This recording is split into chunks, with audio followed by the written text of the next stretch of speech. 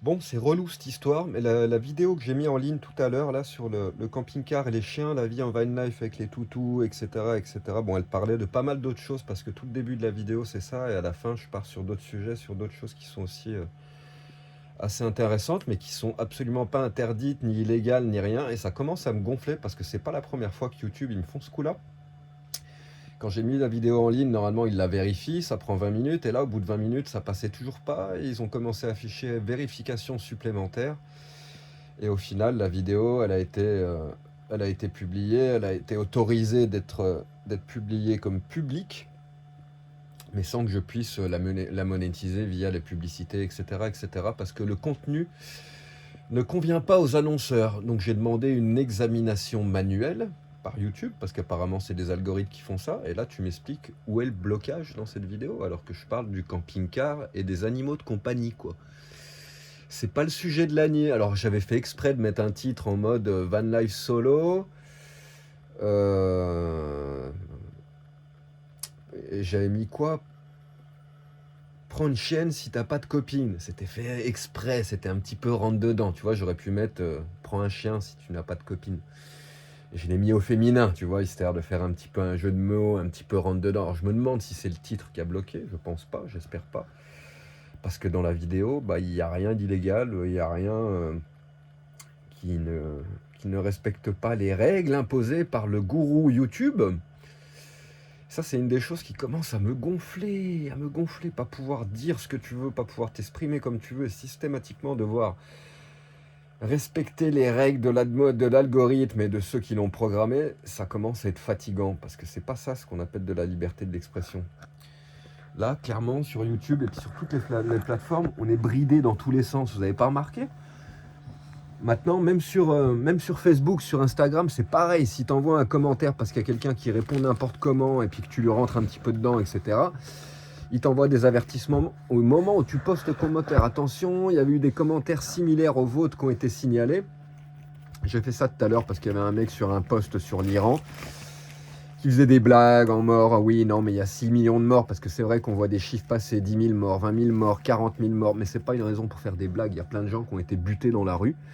C'est une situation qui est suffisamment horrible comme ça pour en plus faire des blagues là-dessus. Donc le mec, je l'ai envoyé bouler, mais sans l'insulter, tu vois, d'une manière respectueuse, etc. Mais bon, tout en l'envoyant chier, clairement, quoi. Bah même ça, dès que tu rentres un petit peu dedans, dès que tu sors un petit peu du politiquement correct, c'est mort. Les algorithmes, ils te fichent, ils te bloquent. Ils bloquent ton contenu, ils bloquent tes commentaires. Et ça craint, quoi. Ça craint. On est en train d'assister à une uniformisation de valeurs imposées par Facebook, par Meta, par YouTube, par toutes ces grosses compagnies américaines qui en plus ont des belles valeurs de merde, tu m'excuses. Et là, je trouve ça complètement inadmissible qu'ils se permettent de faire les modérateurs et qu'on puisse plus s'exprimer comme on le veut. Et au-delà de ça, qu'ils viennent mettre des restrictions sur des vidéos comme celle que j'ai publiée tout à l'heure, qui traitent des animaux de compagnie en camping-car, quoi. Tu m'étonnes, le sujet rentre dedans, hein. C'est pas comme si je parlais de la drogue ou de la prostitution, ou qu'est-ce que j'en sais, moi, de sujets un petit peu plus délicats où là, il faut faire gaffe, parce que quand tu parles de ces choses-là, systématiquement, il faut toujours préciser que tu en parles dans des termes éducatifs, etc., mais absolument pas pour inciter les gens à consommer ce genre de trucs, parce que sinon, tu risques vraiment de te faire bloquer la chaîne et virer de ton contenu. Ça m'est arrivé une fois cet été quand je suis monté en montagne et que j'ai filmé certains champignons en me baladant. Je les ai juste filmés, j'ai rien fait de mal, tu vois. Et moi, là, c'est en train de me poser un problème éthique, là, un problème... ça commence à me prendre le fou, là, cette histoire. Donc, ce que j'ai fait, c'est que direct, la vidéo, je l'ai mis en occulte. Donc, plus personne ne peut la voir, parce que il n'y a pas de raison qu'ils s'engraissent sur mon travail, parce qu'elle a déjà fait 500 vues, mine de rien. Et c'est peut-être pas grand-chose, mais 1000 vues, c'est payé aux alentours de 4 euros pour moi, généralement. Donc, 500 vues, c'est déjà 2 euros qui filent dans leur poche à eux, tu vois. Donc pendant ce temps-là, moi, ils monétisent pas cette vidéo, eux, ils font de la thune avec.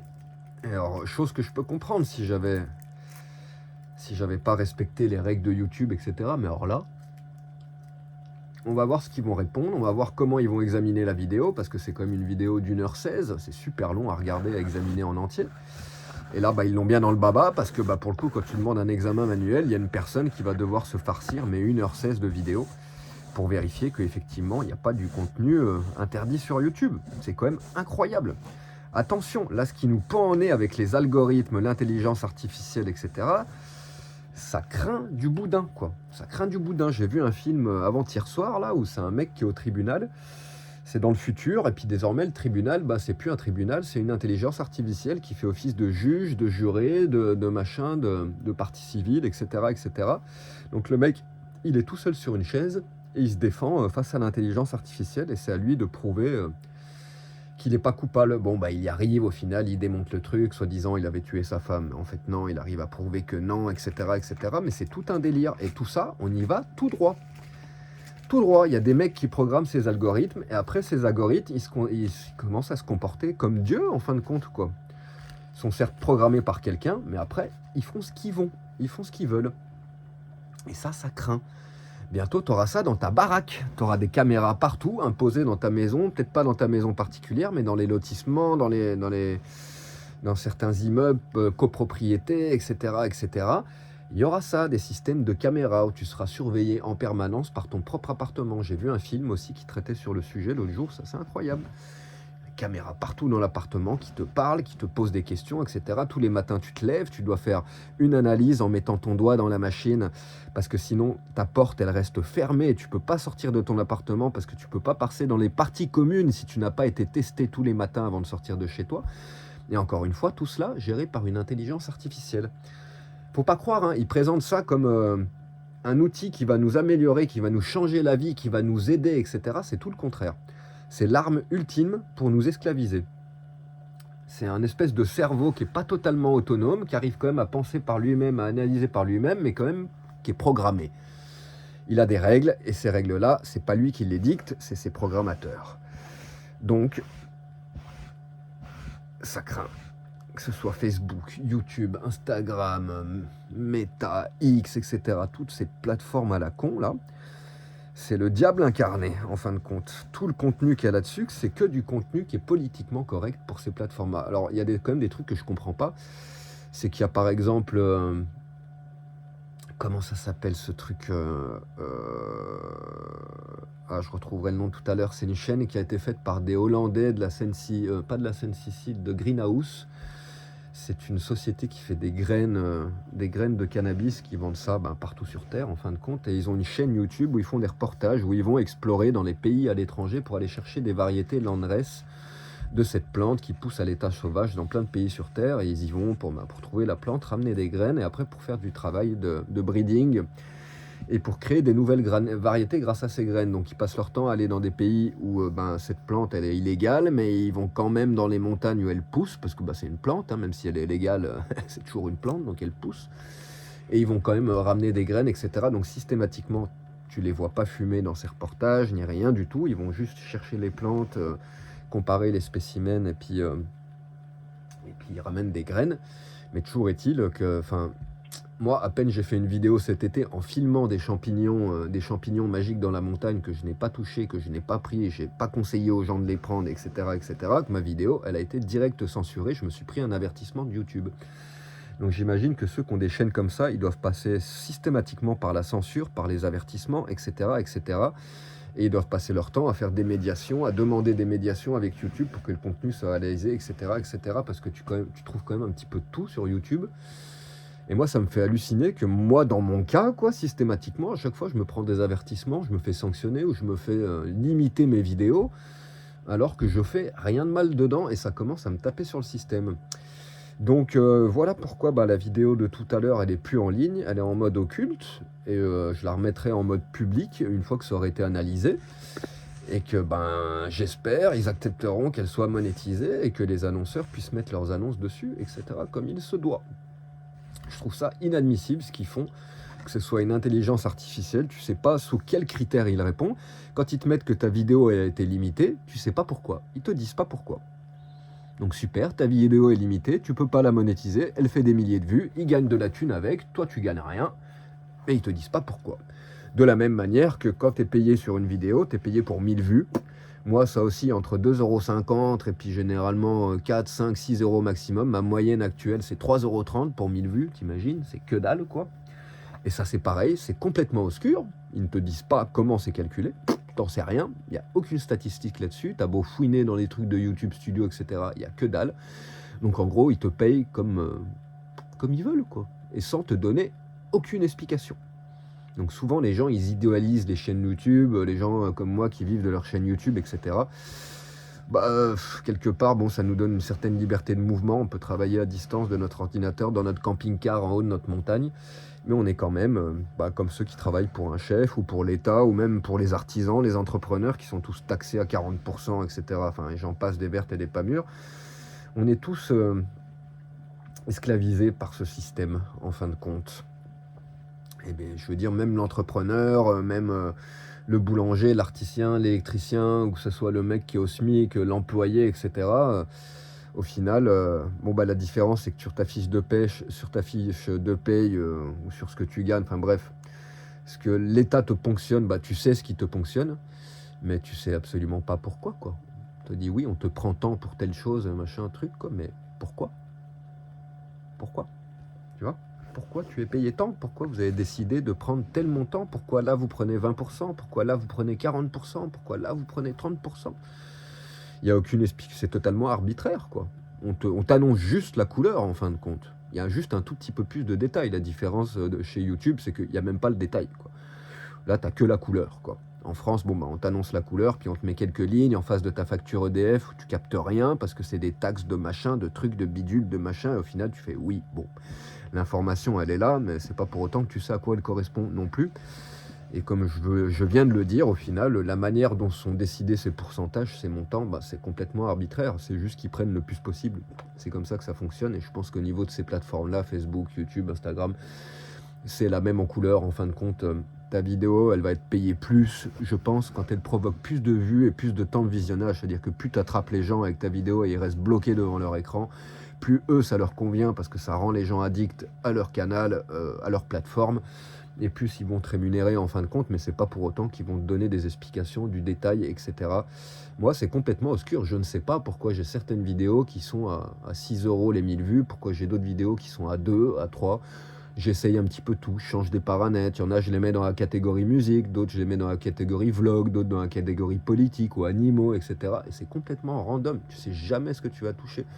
Alors je me disais sur les vidéos de 10 minutes, t'es moins payé que sur les vidéos d'1 heure, etc. Mais même pas forcément, donc ça n'a même pas l'air d'être le temps de visionnage, etc. Enfin bref, c'est des critères à eux. Moi j'ai l'impression que surtout ils ont une méga cagnotte de ce qu'ils distribuent, mais en fait tu le vois, tu vois, quand j'ai regardé sur la vidéo que j'ai fait hier ou avant-hier, j'ai été payé 4,30 € pour 1000 vues et les annonceurs ils payaient je crois 6,70 €. Donc tu vois, entre les 6,70 € et les 4,30 €, c'est ce que prend YouTube en fin de compte. Voilà, l'annonceur, il paye plein pot. De ce que l'annonceur paye plein pot pour mettre ses pubs sur ma vidéo, YouTube prend une bonne partie, alors que ils font rien à part mettre en lien les annonceurs avec nos vidéos. Donc ils font pas rien non plus. Ils présentent nos vidéos aux annonceurs pour que les annonceurs mettre de la pub dessus, mais il ne faut pas croire que les annonceurs, ils regardent et ils choisissent. Tout ça, c'est fait automatiquement par des intelligences artificielles, etc. Les annonceurs, ils payent un forfait pour que leur vidéo, elle soit passée, et puis point barre, quoi. Bref, je tenais à évoquer un petit peu ce sujet parce que c'est important que tout le monde soit au courant. J'essayais d'être super clair dans l'autre vidéo. Je me demande si c'est pas ça qui a bloqué, parce que je commençais à parler de mes revenus YouTube, de ce que j'ai gagné le cours des derniers mois, etc. Qu'il y avait un ami qui était passé au camion pour discuter hier, qui m'avait posé la question. Je lui avais ouvert la page YouTube pour lui montrer carrément ce que je gagnais, etc. pour que ce soit clair et translucide. Moi, j'aime bien être transparent avec ces choses-là. Et je me demande si, comme moi, j'ai tendance... j'hésite pas, même s'il faut parler de YouTube, de machin, de trucs. Même si là, on est sur YouTube, je le fais quand même. Je m'en fous, j'ai le droit, quoi. C'est pas interdit par YouTube de critiquer les méthodes... et d'éthique de cette plateforme, à ce que je sache encore. On a encore un minimum de liberté d'expression, mais c'est en train de se réduire comme peau de chagrin. Et ce qui est vraiment inquiétant là, c'est que c'est même plus des humains qui nous limitent, qui nous brident, c'est des intelligences artificielles. Donc pour les humains, les vrais enfoirés, effectivement, qui programment avec leurs valeurs à la con et qui interdisent toute une flopée d'informations d'arriver jusqu'à vous parce que c'est pas politiquement correct, pour eux, c'est du pain béni, quoi. Ils ont même plus à employer des mecs qui vont vérifier les vidéos manuellement. Rien à foutre, ils programment une intelligence artificielle, un algorithme qui va respecter leurs critères. et qui est pas humain, quoi, donc qui va être incapable d'analyser au cas par cas et qui va tout mettre dans des groupes, dans des gros paniers, et puis ça risque de te tomber dessus à tout moment alors que tu as rien fait parce que c'est pas un humain qui l'a analysé, et une intelligence artificielle, ça sera jamais aussi intelligent qu'un humain. Ça, c'est ce qu'on essaye de nous faire croire. Une intelligence artificielle, c'est rien, c'est programmé par des humains. C'est des processus automatiques programmés par des humains qui font des compilations de statistiques de données et qui en tirent des conclusions et qui font une analyse mathématique de ça, sans aucune âme, sans aucune compassion, sans aucun cœur, sans aucune sensibilité, parce que l'intelligence artificielle, elle est incapable d'avoir une sensibilité humaine.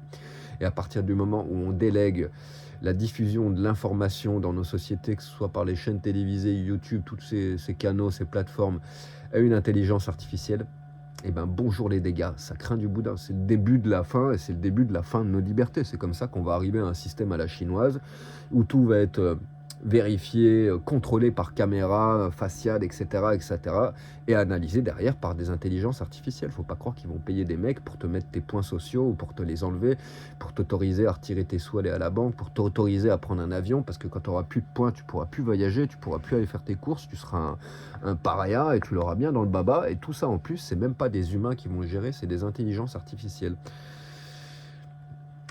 Mais de là à ce que les gens ils se réveillent et qui se rebellent contre ça, la chose la plus cohérente à faire au jour d'aujourd'hui, ce serait d'aller cramer littéralement les centres de données, les centres de stockage, là, qui sont en train de pomper des milliards de litres de flotte pour stocker des données qui servent à rien, en plus, quoi. Chaque fois que tu sers de l'intelligence artificielle, ça encombre, il faut que ça soit stocké quelque part. Chaque fois que tu reçois un spam, un mail, tu sais, les milliers de spams, tes milliers de mails que tu n'as jamais lus, qui sont dans ta boîte de réception, etc., faut bien que ce soit stocké quelque part. Donc ça bouffe de l'électricité, donc ça bouffe de l'eau, donc ça bouffe la planète, pour rien. Voilà notre système de débile. Et là où l'Internet ça aurait dû nous reconnecter, soi-disant, avec les réseaux sociaux, etc., on le voit bien au jour d'aujourd'hui, tout ce que ça a créé, c'est que ça a séparé les gens, ça a créé de l'isolement, du désespoir, de la dépression. Les gens, ils n'arrivent plus à se parler, à se rencontrer, à communiquer, même les relations de couple, etc. Les gens, ils n'arrivent même plus à se rencontrer. Toutes les applications de rencontres, ça a pourri complètement le monde des rencontres, justement, etc. Donc tout ce qu'on nous a vendu, c'est comme d'hab, on présente toujours les choses comme c'est une aide, c'est la chose qui va nous aider à vivre mieux. Et force est de constater que rien de toutes ces grandes inventions à travers les siècles vont améliorer réellement notre qualité, notre niveau de vie. Tu vois, je pourrais te donner un exemple tout simple, l'exemple de la machine à laver. Alors oui, à l'époque, c'était pas drôle, au mois de février, quand il faisait -5, d'aller au lavoir et d'aller laver tes fringues au lavoir.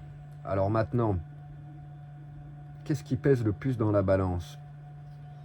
C'est ton petit confort de pas te geler les mains et de mettre ça dans ta machine et puis de cramer, de payer de l'électricité et puis payer de l'eau pour que la machine elle le fasse pour toi et que souvent elle lave moins bien que quand toi tu lavais à la main.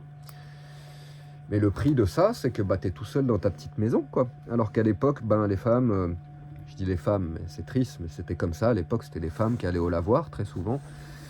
Au moins, ça tissait du réseau social, des connexions, tu vois. T'allais au lavoir, tu parlais avec les autres femmes, tu passais un bon moment, même si il faisait froid, t'imagines bien que les femmes, souvent entre elles rigolent, ça tchatche, ça parle, les anecdotes, les maris, les hommes, la sexualité, etc., etc. Et c'est comme ça qu'ils ont détruit le tissu humain de notre société, en fin de compte, quoi. Alors au jour d'aujourd'hui, certes, je comprends bien, t'es content d'avoir ta machine à laver, c'est utile, c'est un gain de temps, etc., etc.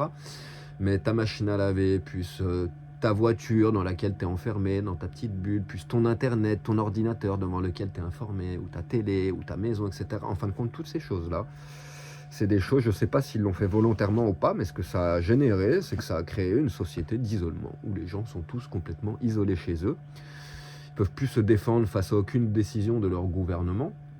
Et en plus de ça, maintenant, ces gouvernements, ces grosses puissances, ces grosses plateformes, ces gros millionnaires, etc., ils contrôlent tout ce que nous, on produit, tout ce qu'on partage à travers, désormais, récemment, à travers l'intelligence artificielle. Ça fait flipper grave, quoi. Franchement, moi, c'est en train de m'inquiéter, là, tout ce délire, mais au plus haut point, je sais pas jusqu'où il va falloir qu'on arrive avant que les gens se réveillent et qu'on commence à percuter, quoi. C'est le moment de la décroissance, c'est le moment de repartir en arrière, c'est le moment de se reconnecter avec la nature, de régénérer nos sols, notre nature, de relaisser la faune se développer et s'étendre un petit peu partout sur Terre, replier les infrastructures humaines, les détruire, les supprimer, diminuer la taille des villes, etc., etc., etc., pour qu'il puisse avoir à nouveau une balance entre l'être humain et la planète qui nous a créés. C'est pas nous qui avons créé la planète ne nous appartient pas. Même si toi, dans ta montagne, qui a une propriété privée avec des grillages et puis un panneau marqué défense d'entrée, tu es persuadé que cette terre, elle t'appartient et que cette maison, c'est la tienne, tu es dans une douce illusion. La vérité, la réalité qui est cachée derrière ça, c'est qu'en fait, tu appartiens à cette maison. Tu appartiens à cette terre parce que tu payes les factures, tu payes l'État pour être propriétaire, tu payes tes impôts, etc. Donc au final, cette maison, elle ne t'appartient pas, tu ne partiras pas avec elle quand tu seras mort. Par contre, elle sera toujours là quand toi tu mourras. Il y aura une autre famille qui viendra dedans, qui aura la même illusion que ça lui appartient, alors que ça lui appartient absolument pas. C'est un des grands mâles de notre planète, c'est l'illusion de la propriété, de l'appartenance. Et c'est ce qu'ils nous ont vendu aussi, quoi, la propriété. Ton confort, ta bulle, ta famille, ta maison, ton internet, etc. C'est devenu un piège. Voilà comment on t'impose, comment on te prend tout ton argent, comment on te prend ta liberté, comment on te prend ta liberté d'expression, comment on te prend ton temps. C'est en t'isolant. Donc systématiquement, tout ce qui est isolant, ça devrait être progressivement banni dans une société saine, parce qu'une société saine, c'est une société qui réalise que les gens, ils ont besoin de connexion, ils n'ont pas besoin d'être isolés derrière leur ordinateur, dans leur camping-car comme moi, dans leur maison, dans leur appartement, etc. Tout ce que les gens ont besoin, c'est de socialiser, de nature, de bonne bouffe, d'amis, de famille, de l'art, de la créativité, des choses très très simples, quoi, mais c'est tout ce que notre système est en train de détruire, en fin de compte. Et donc, moi, ça m'alerte vraiment. Et ce qui s'est passé encore une fois ce soir, c'est encore une fois une petite piqûre de rappel que je suis en train de jouer avec le diable, je suis en train de jouer avec le feu. Puisqu'aujourd'hui, je vis grâce à cette plateforme, celle qui m'a permis de vous rencontrer, d'avoir ce public, cette communauté qui me soutient. Mais la contrepartie, c'est ça, c'est que je ne peux pas m'y exprimer librement. Je suis obligé de faire super attention. Et même quand je fais super attention, là, je faisais même pas attention. Je parlais des chiens et des chats. Les animaux de compagnie. Je vais pas faire attention. C'est un sujet c'est cool, quoi. Tu n'as même pas à réfléchir, savoir si c'est légal ou c'est pas légal de parler de ça, quoi. Non. Ma vidéo a été bloquée, elle a été censurée. Donc il y a vraiment des raisons de s'inquiéter. T'imagines s'il se passe ça quand tu veux parler de ton chien ? Quand tu vas vouloir toucher des sujets, pour le moment, on peut encore là critiquer nos gouvernements, critiquer Macron, les Américains, l'Iran, les machins, les trucs, les bidules, on peut parler de tout ça encore, quoi. Mais quand ces gens-là, ils vont décider que c'est plus politiquement correct parce que les gens, ils se rebellent trop et qu'il commence à y avoir des guerres civiles un petit peu partout parce que ça y est, l'information, elle circule, on sait tous qu'on est des jolis petits esclaves qui passons nos vies à bosser pour engraisser les gens des gouvernements et de ces multinationales. Forcément, il y a un moment où les peuples qui commencent à se soulever, et quand les peuples qui commencent à se soulever, ça va se finir comme en Iran. Ils vont limiter l'Internet, ils vont limiter de plus en plus ce qu'on a le droit de dire. Alors ça commence comme ça, sur des sujets un petit peu polémiques, comme la drogue, le sexe, l'avortement, le viol, etc., où là, ils vont pas hésiter à censurer si ça va pas dans leur politique de mœurs. Et ça va vite, très vite dériver dans un système où, en fin de compte, plus personne pourra s'exprimer comme il le voudra. Vous voyez bien le nombre de médias indépendants qui n'arrêtent pas d'en parler en ce moment, qui se font fermer leur chaîne, qui sont avec des batailles d'avocats, qui se prennent des plaintes même du gouvernement, etc. Il y en a plein, là, des médias indépendants qui se font emmerder alors qu'ils font rien d'autre que faire de la vraie information, du vrai journalisme. Ça veut tout dire. La censure, elle est là, elle est réelle, elle est en train de simplifier, et il va vraiment falloir commencer à s'inquiéter. On en arrive au stade là où, je suis désolé, quoi, mais si on ne se bouge pas les fesses pour dégager tous les gens des gouvernements, on s'en sortira pas, quoi. Alors l'autre jour, je regardais une vidéo assez courte, super intéressante sur Facebook, je crois, d'un mec qui est connu, je me rappelle plus son nom. Il parlait avec un journaliste, et je me rappelle plus du début, mais après il disait est-ce que tu connais le nom d'un politicien suisse ? Et c'est un journaliste indépendant, un petit jeune là qui est connu, qui est sympa, qui fait des bons reportages, etc. Et il le regarde et il fait non, je vais être sincère, non, je connais aucun nom de politicien suisse, quoi. Et l'autre en face, il lui répond oui, c'est normal, il n'y en a pas. Alors c'est pas ce qu'il veut dire, c'est ce qui sous-entendait, c'est ce qu'il explique derrière. C'est pas qu'il n'y a pas de politiciens, il y en a, mais si personne ne connaît le nom d'un politicien suisse, c'est parce qu'en Suisse, le peuple vote toutes les semaines. Pour toutes les lois, toutes les décisions qui sont prises, le peuple suisse, il vote. Et c'est pour ça que la Suisse, tout va bien. Ils ont de la thune, de l'abondance, le pays tourne rond. Il n'y a pas que des points positifs en Suisse, il y a plein de points négatifs aussi. En attendant, regardez les salaires, regardez le niveau de vie, la qualité de vie en Suisse. Et c'est ce que ce mec il explique, en Suisse, les gens votent pour tout. Et si le peuple n'est pas d'accord avec une décision, avec une loi qui a été votée par le gouvernement, ils peuvent voter contre. La voilà la solution, elle n'est pas compliquée. Et ouais. Pourquoi on ne fait pas ça en France? C'est compliqué de faire un site internet et à chaque fois qu'il y a une loi qui est décidée sans nous, si le peuple est contre, on est contre. Fin de l'histoire, c'est non, la loi est annulée. Et voilà, c'est comme ça qu'on redonne le pouvoir au peuple. Donc c'est bien qu'ils ne veulent pas que le peuple ait le pouvoir, ils veulent que le peuple désigne des maîtres et après les maîtres, ils font ce qu'ils veulent. C'est ce qu'explique si bien Étienne Chouard. Quand tu votes, tu perds ton droit de voter. Parce que ton droit de voter, c'est un droit de voter sur les décisions qui sont prises, qui vont impacter ta vie. C'est pas un vote, ça devrait pas être un vote pour choisir quelqu'un, ça c'est pas un vote. C'est désigner un maître. Choisir ton maître en espérant qu'il sera moins pire que l'autre. Et c'est là que tu perds ta capacité de décision, de voter. Alors avec la technologie d'aujourd'hui, vous le voyez bien. Les cartes grises, l'assurance maladie, machin, aujourd'hui c'est tout internet, en quelques clics là, tac, tac, tac, tac, tac, tac, tac, terminé. Ça ne pourrait pas être pareil pour le gouvernement? On fait une page, chaque décision qui est prise, les Français, tu votes oui, non. Fin de l'histoire. Si les Français ils votent majoritairement non, la loi elle est annulée, elle passe pas. Et c'est comme ça qu'on reprend le pouvoir, que le pays il va se remettre sur les rails naturellement, parce que les gens ils sont pas stupides, ils savent ce qui est bon pour eux. Alors que les politiciens, ils ne savent pas ce qui est bon pour nous. Ils vivent même pas dans le même monde que nous. Et ils prennent des décisions pour nous. Vous voyez l'ironie du délire, quoi. Des gens qui ne fréquentent pas les mêmes endroits que nous, qui n'ont pas les mêmes modes de vie que nous, les mêmes comptes bancaires que nous, les mêmes frais que nous, dire les députés, etc. C'est des retraites de 7000 balles. Enfin, je sais plus, j'ai vu une vidéo encore tout à l'heure, c'est effarant les avantages qu'ils ont, etc., etc. Ils bossent quelques mois de toute leur vie, ils n'ont rien foutu de toute leur vie, ces gens-là. Et après, ils sont dédommagés toute leur vie, etc. Mais comment on peut accepter ça? Tout ça pour qu'ils nous ponctionnent tout le pognon, tout le fruit de notre travail, c'est 40% en France, quoi. Tout ce que tu gagnes, c'est 40% qui part pour eux, quoi. T'imagines, quoi. Laissons le droit, laissons les gens voter, tout simplement. Qu'on nous demande à nous. Un site internet, oui, non. Tu veux monter le prix du tabac? Oui, non. On veut baisser le prix du tabac. Ah, ça aussi, on devrait pouvoir le faire en tant que peuple. S'il y a des gens qui veulent que le prix de telle ou telle chose diminue, quoi, on devrait pouvoir voter. Pourquoi les prix ils ne pourraient évoluer que dans un sens?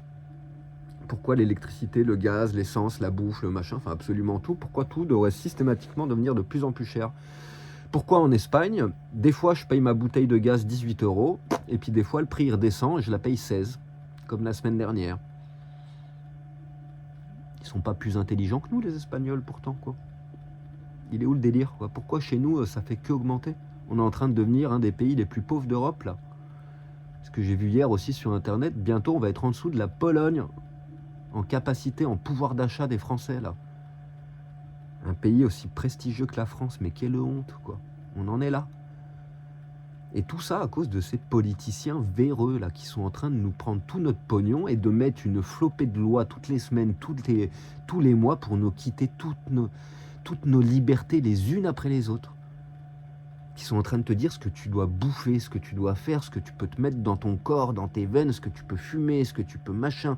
Bientôt, ils vont te dire comment tu devras baiser, comment tu auras... Attention, hein. Maintenant qu'on les a laissés faire, vous le voyez bien, ils s'arrêtent plus, quoi. Du jour au lendemain, ils veulent passer la retraite à 64 ans, ils essayent. Bon, ça a déclenché quasiment une guerre civile, ils sont revenus sur les 62 ans, comme ils ont quand même essayé, et ils vont pas arrêter d'essayer. Parce que le problème, il est là. On n'est pas en démocratie. Une démocratie, c'est un système où toi tu votes, où on te demande ton opinion sur toutes les décisions qui sont prises. Maintenant, on a un autre problème par rapport à ça, c'est que dans un pays où il y a des millions de personnes, si on adoptait ce système-là où systématiquement tous les Français votent sur toutes les décisions qui sont prises, comment on fait quand le vote il passe à 51-49 51% de oui et 49% de non. Ça veut dire qu'il y a quand même une énorme partie de la population qui est contre. Tout comme il y a une énorme partie de la population qui est pour. Et dans ce cas-là, tu fais comment? Ça veut dire qu'il y a quand même toujours une énorme partie de la population qui aura ces désirs qui ne seront pas accomplis. Donc en gros, la démocratie, la vraie démocratie, c'est totalement impossible. Les désirs de tout le monde ne peuvent pas être réalité. Voilà la réalité de ce système. Dans une démocratie qui tournerait un petit peu mieux, ça marcherait comme ça. Tout le monde voterait et ça serait forcément là où il y a le plus de votes que la décision passerait, mais ça n'empêche pas que systématiquement, il y aurait toute une masse énorme de personnes qui sont contre et qui ont le droit d'être contre et qui se verraient imposer des lois, des décisions pour lesquelles ils ont voté non. Donc quelles sont les solutions face à ça? Toi, en tant qu'être humain, tu es un être souverain de ton corps, de ton âme, de ton esprit. Tu as bien le droit de faire ce que tu veux de ta vie, du moment que ça respecte les autres, que tu tues pas, que tu voles pas, que tu fais, tu vois, les principes de base de l'humanité, quoi.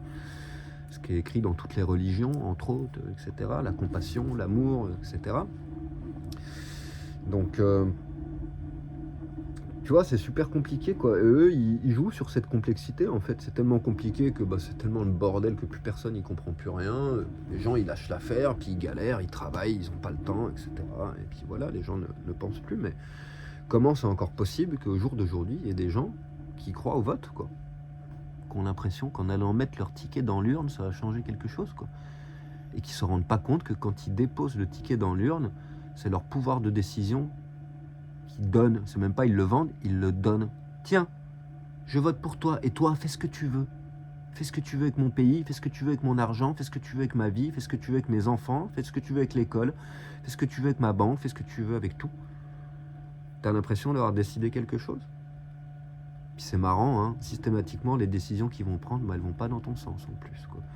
Alors au moins, s'ils faisaient ça, un site internet où tout le monde votait, et si eux, ils avaient plus aucun pouvoir de décision, ils pourraient plus décider. Ils proposeraient telle loi, telle chose, telle solution, le peuple décide. Fin de l'histoire. Ça serait déjà un premier pas, ça serait déjà pas mal.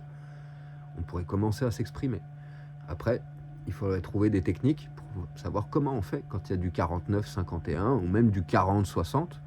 C'est quand même 40% de la population qui a dit non, c'est pas parce que les 60% restants, ils ont dit oui. Donc est-ce qu'on ne pourrait pas faire un système, genre ceux qui ont dit oui, eux, ils vont bénéficier de cette aide, et puis ceux qui disent non parce qu'ils ne voulaient pas que cette aide, elle passe, ils ne pourront pas en bénéficier. Ils votent l'interdiction du cannabis, ok? Le cannabis va être interdit, toi tu dis oui, je veux que ça soit interdit, donc toi tu n'auras pas le droit d'en consommer, etc., etc. Par contre, les 40% qui ont voté non, pourquoi ils n'auraient pas le droit? Du moment qu'ils ne conduisent pas, qu'ils ne mettent pas la vie d'autrui en danger, etc., etc. Ça serait une manière pour que la voix de tout le monde soit entendue. Tu appliques ce qui te convient. Du moment que c'est politiquement correct, que ça respecte ta communauté, les autres, le bien-être des autres. Ça, c'est un vrai monde démocratique, où on laisse les gens être eux-mêmes, décider par eux-mêmes. Où l'État, il arrête de se prendre pour ta mère, là. Ta mère, ton père, tous tes grands-parents, et puis tous tes ancêtres sur 150 000 générations, là. Ils se prennent pour Dieu en ce moment, quoi. Ils pensent qu'ils possèdent les gens, qu'ils possèdent la terre, qu'ils peuvent mettre des lois sur tout, qu'ils peuvent mettre des panneaux en haut de la montagne pour te dire ce que tu as le droit de faire. Ici, tu peux prendre des photos, ici, tu peux t'asseoir, ici, tu peux machin. Cette plante-là, tu peux la consommer, cette plante-là, tu peux pas la consommer, ce champignon-là, tu peux le consommer, ce champignon-là, tu peux pas le consommer, quoi. Mais t'es qui, toi, pour décider C'est la nature qui a mis ces choses-là à notre disposition. Si on a envie de s'en servir, on s'en sert, du moment que ça fait pas de mal à autrui. Dès qu'il y a une loi qui déforme les lois naturelles, elles sont simples, quoi. Tout ce qui existe dans la nature a sa place. Point barre. C'est pas toi, politicien ou machin, ou je ne sais qui, de décider si cette chose, elle a le droit d'exister. Elle existe. Et d'ailleurs, elle fait partie du même système que toi. Et toi, t'es rien d'autre qu'un maillon, comme cette chose que tu essayes d'interdire, ou que tu essayes d'apprivoiser, ou de t'approprier, comme si c'était toi le créateur. Voilà. En ce moment, on est dirigé par des personnes qui se prennent pour Dieu. Et ces plateformes-là, Facebook, YouTube, Insta et machin et tout, c'est pareil, ils se prennent pour Dieu. qui, quelque part, ils n'ont pas tort, hein. Ils influencent même les gouvernements, ils influencent les élections, c'est eux qui dictent la tendance, c'est eux qui te disent ce que tu peux publier, ce que tu peux dire, ce que tu peux pas dire, ce qui est correct, ce qui n'est pas correct. Et toi, en fin de compte, là où tu es un être humain qui est censé être l'animal doué de pensée, de sentiments, d'émotions, d'analyse, de capacité de raisonnement, etc., bah, tu n'as plus aucun pouvoir de décision sur ta propre vie. Alors tu m'étonnes que les gens, bah, ils font plus d'enfants. Ce que je voyais aussi sur Internet l'autre jour, t'imagines le taux d'oppression, d'humiliation, d'interdiction, d'asphyxie imposée aux mammifères, pour qu'aujourd'hui, le mammifère, ils veulent plus faire d'enfants. Je parle de l'homme, là. Imagine, c'est des siècles d'oppression. On en arrive là au stade où les gens ils sont tellement déprimés, le monde dans lequel on vit est tellement pourri, il est tellement réglementé, il est tellement interdit, il est tellement limitant, que les gens ils commencent à même plus avoir envie de faire des enfants. C'est pas grave comme situation, c'est super grave, c'est ce qu'il y a de plus beau pour un couple, avoir des enfants, prolonger la vie humaine à travers tes enfants, ta famille. Les gens, ils veulent plus ça veut bien dire qu'ils ont même plus envie de vivre. Donc quand tu vis dans un système, dans un monde, dans un gouvernement, dans un pays où tu n'as plus envie de vivre, c'est peut-être le temps de te réveiller, de te rebeller, puis de faire la révolution, vraiment. Dégager tous ces gens et recentrer le débat, là. Un gouvernement, ça doit être plein de gens qui travaillent pour nous, qui proposent, effectivement, qui proposent des lois, qui proposent telle ou telle chose. Ils imposent pas. Ils posent pas des 49.3, ils posent pas des décrets, des machins, des trucs, ils nous parlent pas à la télé comme si on était des débiles, comme remplis de mépris, sans aucune compassion. Ils sont pas payés 10 fois plus que les salariés normaux, ils n'ont pas d'avantages, ils n'ont pas de privilèges. Bien au contraire, ces gens-là, ils devraient montrer l'exemple, ils devraient être au SMIC, déjà, pour commencer. Les postes, ils devraient tourner tous les mois, tous les 2 mois, tous les 3 mois. Ils ne devraient pas rester en place. Ça éviterait les pots de vin, ça éviterait la corruption. Très simple. Il n'y aurait plus rien à gagner, plus d'avantages, plus de privilèges, plus de gros salaires, plus de millions à se mettre sous la poche. Juste des gens avec de la compassion, un grand cœur, qui ont envie de bien faire pour que leur pays, il aille de l'avant et que les gens, ils vivent heureux. Et je vais surtout pas te dire pour que ton pays il grandisse, qu'il y ait de la croissance, etc. Non, la croissance, c'est pas éternel, hein. Le monde, il est fini, les ressources naturelles, elles sont terminées, sont limitées, il y a une limite. Donc la croissance, elle peut pas être infinie. Et là, on a largement passé le stade de ce que la planète peut supporter. Donc désormais, c'est la décroissance. Un pays sain, il devrait viser la décroissance, là. Repartir en arrière, parce que c'est la seule solution qu'on a si on veut arrêter toutes ces catastrophes naturelles, toutes ces inondations, tous ces malheurs, toutes ces tristesses des gens qui sont en train de crever partout à cause du climat. C'est la seule solution. Et ces gens-là, ils s'arrêteront pas. Parce que eux, ils ont l'impression de ne pas être sur Terre, ils ont l'impression d'être des dieux. Peut-être qu'ils respirent pas le même oxygène que nous, qu'ils bouffent pas la même bouffe, que j'en sais rien, on dirait, parce qu'au final, on dirait que toutes ces merdes qui provoquent la pollution de l'environnement, la destruction de tous les écosystèmes, on dirait que ça les atteint pas, que ça les touche pas, qu'ils s'en foutent. Pourtant, c'est bien le même poisson sauvage qui va dans leurs assiettes, même poisson qui est rempli de plastique, d'antibiotiques, de machins, de produits chimiques, parce qu'ils se les bouffent dans la mer. Donc au final, leur connerie, elle arrive jusqu'à eux aussi, hein, ça rentre dans leur corps aussi. Il n'y a pas que toi qui as du microplastique, des produits chimiques, des trucs qui vont te donner le cancer, eux aussi. Maintenant, force est de constater que dans les élites, dans ces classes supérieures, on en voit quelques-uns de temps en temps qui ont des cancers, etc. Mais pas des masses, je trouve, par rapport à tout ce que je vois autour de moi, dans les amis, dans les familles des amis, etc. Où là, il y a des cancers dans tous les sens. Curieusement, chez les politiciens, les gens qui sont à la tête de l'État, etc., les gros millionnaires, etc., t'entends rarement des gens là qui ont le cancer, qui partent les uns après les autres. On a l'impression que soit ils sont protégés, soit ils bouffent pas la même bouffe, soit ils vivent pas sur la même planète. C'est quoi le délire là ? Ou c'est moi que je suis complètement con et je me trompe, ou peut-être qu'ils n'en parlent pas tout simplement, ou que ces informations ne sont pas relayées. J'en sais rien. En tout cas, ce qui est sûr, c'est que ça craint. Et regardez bien l'Iran, hein. J'aime bien parler de l'Iran en ce moment, parce que le silence latent à propos de l'Iran, il me donne envie de vomir déjà. Tous ces jeunes là qui se sont fait trucider. Vous les regardez avec un regard extérieur, vous avez bien tort, hein. Rappelez-vous bien mes mots, le jour où nous, on va se réveiller, on va faire la révolution contre notre gouvernement, ils feront pareil. À part qu'ils enverront peut-être pas des Italiens ou des Allemands pour nous dégommer, c'est peut-être notre armée, c'est peut-être nos policiers, nos gendarmes, nos CRS qui le feront, parce qu'on a vu, ils sont bien formés pour ça. Ils sont formés pour pas penser et pour exécuter des ordres, pour appliquer la loi.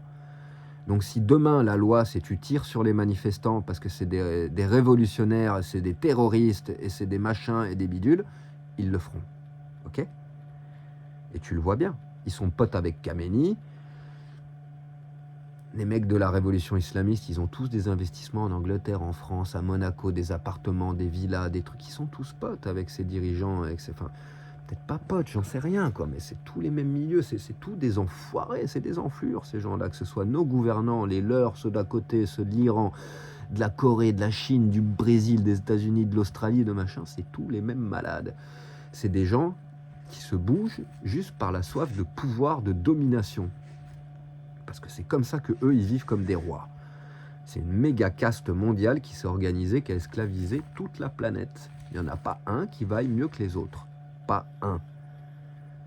Les seules personnes sur qui tu peux compter, c'est les gens du peuple, qui n'ont pas d'autre intérêt que de vivre peinard dans leur famille, avec leurs potes, et d'avoir une vie tranquille. Il n'y a que des esprits perturbés qui courent après la puissance, le pouvoir, la politique, la domination. Il faut être complètement perturbé, il faut être un narcissique, égoïste, pervers. C'est les pires des pires qui nous dirigent. Les bonnes personnes, elles ont envie de diriger personne. Elles vont orienter les autres à travers leur éveil, c'est-à-dire qu'elles vont donner l'exemple, c'est-à-dire qu'elles sont tellement éveillées, tellement heureuses, tellement remplies d'amour, de compassion, qu'à travers leurs actions, elles vont inspirer les autres. Nos gouvernements, ils marchent à l'inverse. Ils marchent à la peur. À la peur. On t'asperge de peur toute la journée à la télé, à travers les news, la radio, les machins. C'est la peur, la peur, la peur. C'est comme ça qu'ils fonctionnent, eux. Ces gens-là, ils ne devraient pas diriger, ils devraient tous être en tôle. Voilà la réalité. Ils nous dépouillent de notre argent, ils dépouillent la planète de toutes ses ressources, de toute sa vie. Ils dépouillent les gens de l'espoir, de l'envie de vivre, de l'envie de faire des enfants. Et ils se permettent de nous donner des leçons de morale, de nous dire d'aller bosser, quoi. Alors qu'eux, en plus, ils n'ont jamais travaillé. Alors maintenant, qu'est-ce qu'on va attendre pour se réveiller ? Que ça soit comme en Iran, que les femmes, elles puissent plus sortir sans être voilées, parce que les islamistes, ils auront pris... Là, je suis pas raciste, etc., etc. En attendant, on est religion extrémiste. Déjà, toutes les religions, je peux pas les voir en couleur. Toutes. Que ce soit clair. Mais la religion islamiste, celle-là, je l'aime encore moins que les autres. Je suis désolé, hein. Mais quand je vois ce qui se passe dans tous les pays du Moyen-Orient, les pays arabes, etc., moi, voir des femmes voilées, j'aime pas ça. Voir systématiquement des hommes qui dominent les femmes, j'aime pas ça. Voir des femmes qui sont traitées comme des esclaves, j'aime pas ça. Comme des traînées, j'aime pas ça. Je sais pas ce qu'il y a qui déraille dans cette religion, mais c'est ce qu'elle provoque. Alors va falloir qu'on en arrive là. Il y a déjà des mosquées partout en France, des trucs et machins. Il est où le délire, quoi ? Faut faire sauter toutes ces églises, toutes ces mosquées, tous ces machins. Ça, c'est la vieille époque, quoi. Maintenant, on a compris, quoi. C'était des outils de manipulation, des outils de propagande, de formatage du cerveau, quoi.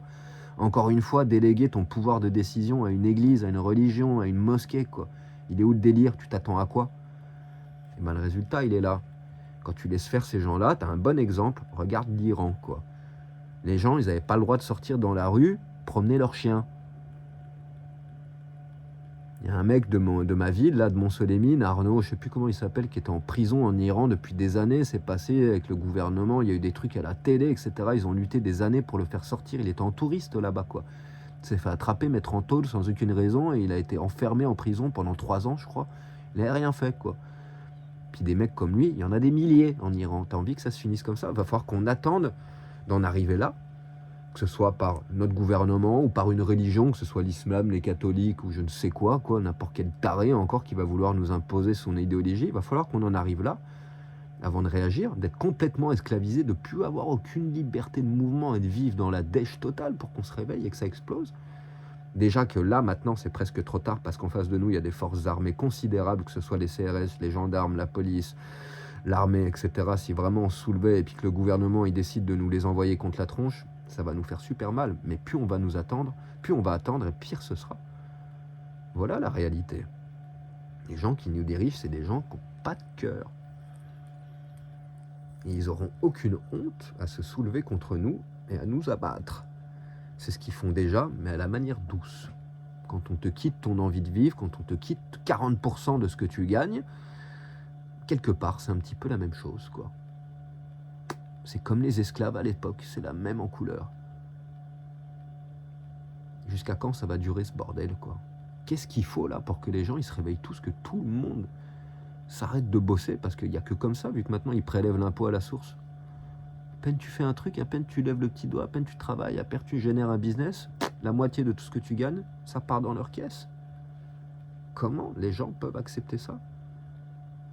Il nous suffit de tout bloquer, de dire non, stop, t'as même pas besoin de faire la guerre, t'as même pas besoin d'aller te battre contre les CRS. On arrête tous. Les paysans derrière nous, et ouais, toute la bouffe, elle est dans les champs. On n'a pas besoin que le gouvernement et machin pour manger. C'est pas parce que demain on s'arrête tous de bosser qu'on met le pays en pause jusqu'à ce que tous ces gens y dégagent parce qu'ils auront plus de thunes et parce qu'on les virera de toute façon d'une manière ou d'une autre, qu'on va mourir de faim demain. Ça arrangera tout le monde. Un système comme ça serait génial, un système où tout le monde ait accès à l'abondance, tout le monde puisse vivre heureux, décider de sa vie, décider des lois, etc., etc. C'est pas ce que tout le monde veut. Ça vaut pas le coup là de se serrer un petit peu la ceinture quelques semaines, quelques mois. C'est même impératif. Sinon, on les dégagera pas. Ils partiront jamais d'eux-mêmes. Partiront pas. Ils vivent de ton pognon. Partiront pas. C'est des sensus, ces mecs-là, quoi. Les sensus, ça s'enlève avec un couteau, comme ça, quoi. Puis ça te laisse une belle trace avec du sang. Bah, eux, c'est pareil, quoi. C'est la même en couleur, c'est des sensus. Elles s'enlèveront pas comme ça. Va falloir les dégager au couteau, puis elles vont nous blesser quand on essayera de les enlever. Hein. Faut pas croire. Voilà la réalité du délire, quoi. Et YouTube, Facebook et tout ça, ben, quelque part, c'est une arme pour eux, une arme de propagande. On a un problème avec ça. Nous, on s'en sert comme moyen de communication, on communique, etc. Mais ce que je disais au début de la vidéo, plus ça va, moins on peut dire tout ce qu'on veut. Donc ça y est, il faut que notre discours respecte leurs règles. La liberté d'expression est en train de disparaître totalement. C'est super inquiétant, quoi. Enfin bref, on va voir si cette vidéo, elle va être encore bloquée ou pas. Je vais essayer de mettre un titre un peu plus cool, histoire de faire en sorte que ça passe. Puis merde, quoi. J'hallucine, là, encore une fois, ce soir. Enfin bref. Enfin bref. Et puis sur l'autre vidéo, j'avais fait j'avais parlé longuement à la fin de la rémunération Facebook, de comment je génère les choses, etc., de ce qui est gagné exactement, le rapport avec vous, avec ce que vous donnez, ce que me rémunère YouTube, etc. Donc j'ai pas envie d'en reparler. Si elle est toujours pas acceptée par YouTube, bah, je sais pas, je la mettrai quand même publique, tant pis, pour que les gens puissent la regarder et puis écouter ce que j'avais à dire, j'aime pas répéter.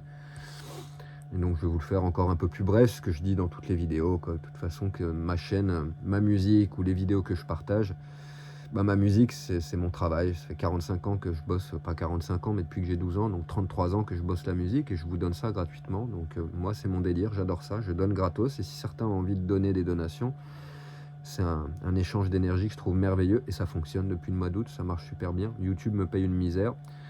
Je vis avec 3, 4, 500 euros par mois. D'habitude, c'est entre 4 et 500 par mois. Et YouTube, c'est aux alentours de 100 euros par mois, ce qui me donne la moyenne. Tout le reste, et je vis depuis le mois d'août grâce à YouTube. Donc, en fin de compte, vous comprenez bien que c'est grâce à vos donations que je peux continuer à vivre en ermite, composer la musique, être en dévotion totale avec mon instrument, isolé, parce que je suis un ermite, je vais m'être loin des humains, etc. Mais force est de constater qu'aujourd'hui, il faut de l'argent pour vivre. Et ce qui me permet de faire ça aujourd'hui, c'est vous. Donc, pour moi... pour ça que je vous asperge de guitare, de musique, j'en publie en permanence, mais même si à chaque fois je suis désespéré parce que ça fait pas beaucoup de vues, que ci, que là, mais j'arrêterai pas de vous donner le cœur de mon art, de mon travail, parce que je trouve ça merveilleux. La musique, c'est une fenêtre pour s'évader, pour respirer, pour rêver, c'est vraiment un voyage gratos, et c'est ce que je peux donner de plus beau aux gens, donc je le donne. Certains ont le réflexe, ont l'intelligence, l'amour ou les moyens, tout simplement. D'autres, certainement, veulent peut-être aider, filer un petit coup de main, mais ils n'ont pas les moyens, alors... je les comprends très bien, c'est tout à leur honneur.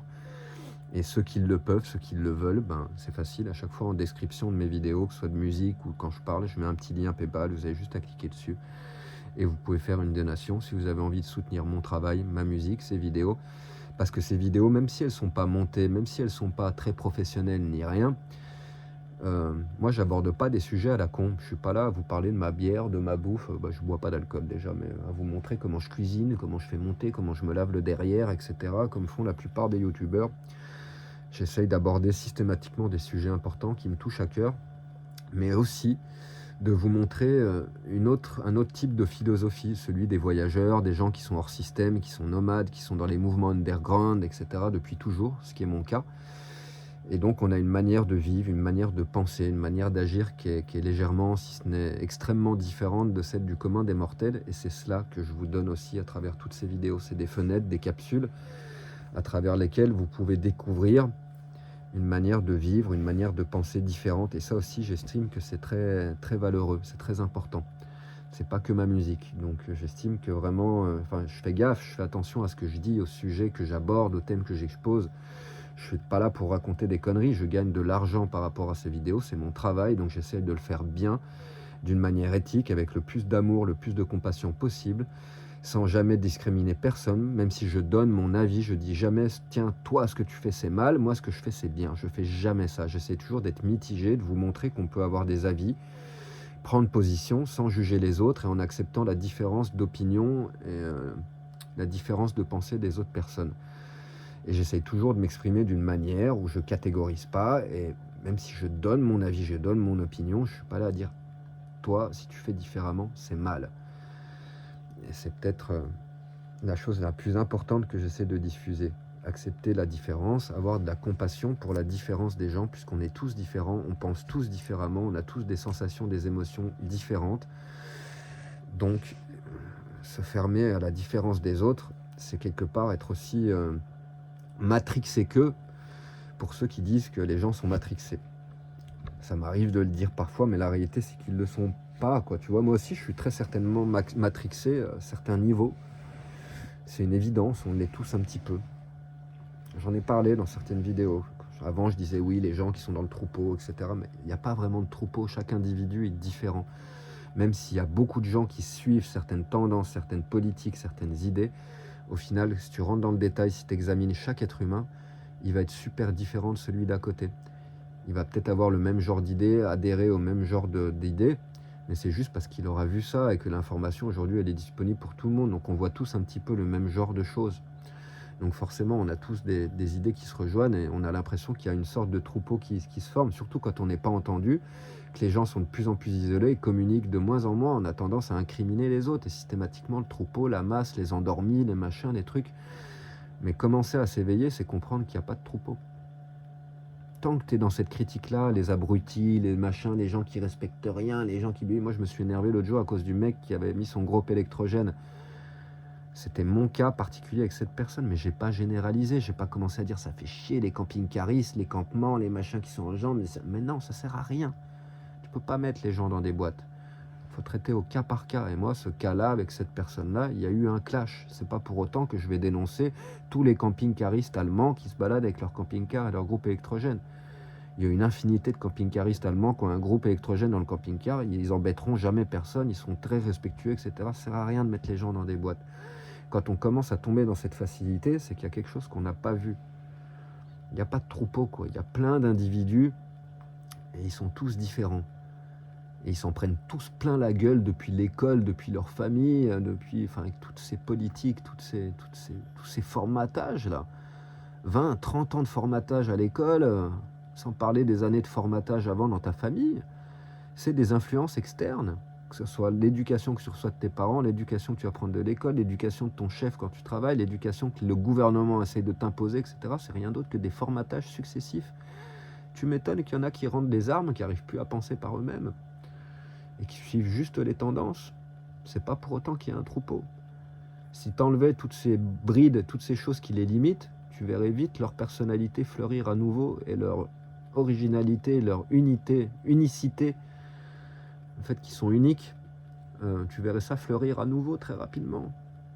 C'est juste que les choses font qu'en ce moment, les gens ils sont désespérés, ils sont bridés, ils n'ont pas le temps, ils bossent, ils n'ont pas de thunes, etc. Donc pour le coup, tu sais, tout ce qui est art, philosophie, poésie, toutes ces choses qui développent au maximum l'être humain, c'est là-dedans que tu peux t'épanouir le plus et devenir une meilleure personne. Au jour d'aujourd'hui, ça devient presque des luxes, quoi. Les gens, ils n'ont pas le temps pour ça, quoi.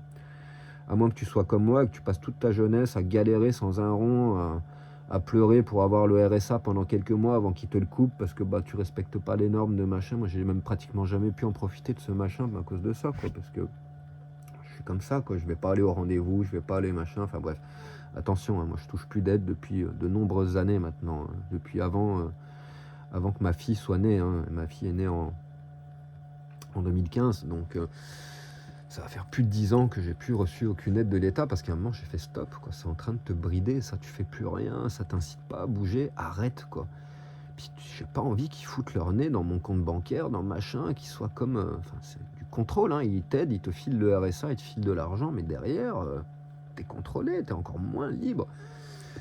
Et moi j'ai compris ça, je fais attention, c'est dangereux Ben, c'est dangereux là, faut que tu te bouges, faut que tu prennes ta vie en main, etc. Certes, t'es musicien, le RSA ça va bien, ça te permet d'avoir un petit revenu qui te fait survivre, vivoter, mais c'est ce qui m'empêchait de passer le cap. Et depuis que j'ai arrêté ça il y a 10 ans, bah, comme par magie, je me suis mis à 2000% avec la musique, j'ai repris la guitare quelques années après, et aujourd'hui, ma musique elle est en train de grandir, de voyager, de faire rêver de plus en plus de personnes, et je commence à en vivre tout doucement.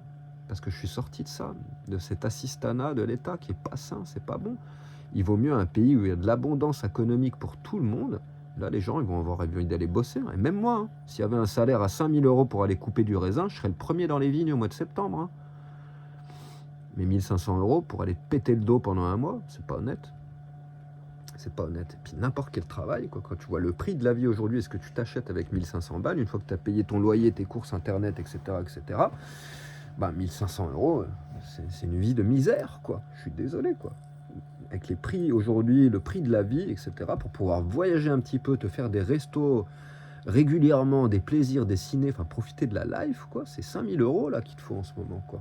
Comme en Suisse. Donc, bah ouais, si les choses étaient comme ça, t'inquiète, les petits jeunes, ils seraient pas chez eux à jouer à la PlayStation, à fumer des pétards, ils seraient tous en train d'aller chercher du boulot, parce qu'avec ces 5000 balles, ils pourraient vite s'acheter une bagnole, ils pourraient se faire un voyage entre potes, ils pourraient avoir des copines. Et ouais, quand t'as 100 balles sur ton compte bancaire, les nanas, tu crois quoi? Tu peux pas les amener au resto, tu peux pas leur acheter un joli vêtement, tu peux pas leur faire... Un homme, il a envie de ça, quoi. Une femme aussi, elle a envie de ça. Moi, j'aime traiter bien mes femmes, et j'aime leur faire plein de petits cadeaux, des attentions, des trucs, quoi. Au jour d'aujourd'hui, les gens, ils peuvent plus. Ils ont déjà du mal à s'alimenter eux-mêmes, à se faire à bouffer eux-mêmes. Pourquoi tu crois qu'il y a une crise totale dans le monde du dating? Le dating, en anglais, c'est quand les sites de rencontres, le dating, les rencontres entre hommes et femmes. Enfin, je ne veux pas parler des genres, hein, ou entre hommes et hommes, femmes et femmes, bref. Pourquoi tu crois que c'est malade, ce monde-là? Pas pour rien. C'est pas que la solitude, la dépression, les réseaux sociaux, etc. Pas que. C'est surtout parce que les gens, ils ont plus un rond. Bah ouais. Quand t'as plus un rond, tu peux pas te mettre des beaux vêtements, tu peux pas être propre sur toi, et puis des beaux vêtements, même si c'est superficiel, c'est matériel. En attendant, quelqu'un de bon habillé, c'est pareil, si je vois une belle nana qui est habillée comme une pouilleuse avec des trous partout, machin truc, je vais pas avoir le même avis que si elle est habillée correctement avec des vêtements qui sont propres, etc. Puis j'avais ce problème-là à Ibiza aussi, j'avais plus un rond là-bas, donc je pouvais pas les amener au restaurant, je pouvais pas aller boire un coup et machin, j'étais super limité. À chaque fois je rencontrais une nana, c'est bizarre, au bout de 10 jours, une semaine, bah au final je préfère qu'on soit amis. Bah ouais, je préférais aller voir le mec millionnaire avec sa baraque, sa piscine, ou même un mec normal, tu vois, qui avait un petit peu plus d'abondance économique, avec lequel il pouvait profiter un petit peu plus de la vie. Mais moi, au jour d'aujourd'hui, profiter de la vie, c'est profiter de ma guitare, c'est créer cette musique, parce que c'est ça qui est en train de me faire fleurir. Et c'est ce que je veux laisser au monde. Donc au jour d'aujourd'hui, pour moi, profiter de ma vie, c'est ça, c'est composer et apprendre le plus possible de la guitare pour la jouer le mieux possible et faire de la musique la plus belle possible pour donner ça au monde. C'est ma préoccupation principale. L'argent est secondaire, il viendra après. Il est en train d'arriver d'ailleurs, grâce à la guitare, c'est cool. Mais tu peux pas faire de l'art pour l'argent, tu comprends bien, quoi. Tu le fais pour toi, quoi. Et ça arrive après, c'est pour ça que la plupart du temps, les artistes, ils sont dans une grande détresse économique.